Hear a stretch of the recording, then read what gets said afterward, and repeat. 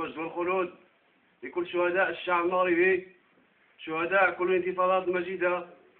وتحية النضال والصمود لكل المعتقلين السياسيين المتواجدين في السجون القابعة الذل والعار. لا فرحة العيد بدون حرية. لقد امتنعت اليوم عدة عائلات عن ذبح أضحية العيد تضامنا مع أبنائهم المتواجدين في السجون القابعة الذل والعار.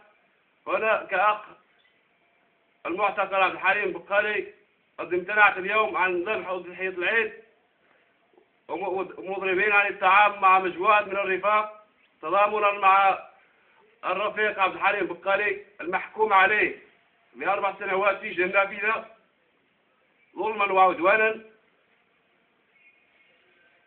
وتحية لكل الشعب المغربي.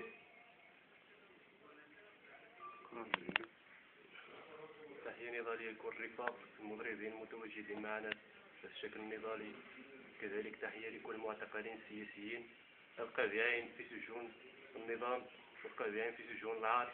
كذلك وتأتي هذه الخطوة تضامنا مع المعتقلين السياسيين في سجون هذا الوطن الحبيب لم داخل الوطن ولا خارجه.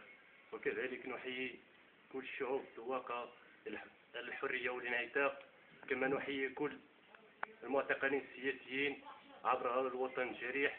وأنا كأخ المعتقل عبد الحليم الطلعي أحيي عاليا من هذا المنبر، كما أحيي الرفيق عبد الحليم الفقالي، الرفيق البشير بن شعيب، الرفيق كذلك محمد أهباط، الرفيق كذلك جلول، وكل المعتقلين السياسيين، لأن القائمة طويلة وعريضة لا يمكن أن نتذكرها جميعها، بل يمكن أن نستخلص من هذا المنبر أنك خطوة نضالية تضامنية مع كل المعتقلين السياسيين.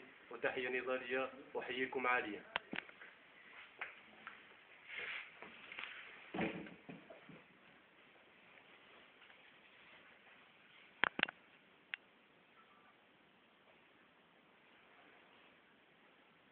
لا